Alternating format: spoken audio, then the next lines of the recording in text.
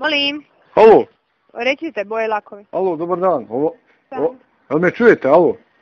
Čujem, izvolite. Evo ovako, kupio sam boju kod vas neki dan crvenu, ne znam, nešto CB40 piše na njoj.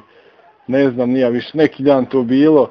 Da? I pa to skroz druga boja nego što je piše tam na tom. To mi je prodala neka mlađa gospođica.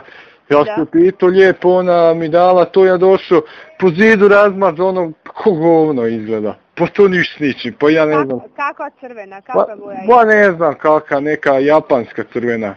Je li jako crvena? Pa jako crvena, pa je to rok trajanja isteko, koja je to pizda materina s tim? Ne vjerujem da bi trebao biti rok trajanja. Pa ja ne znam. Ajde, dajte donesite to da vidimo šta je.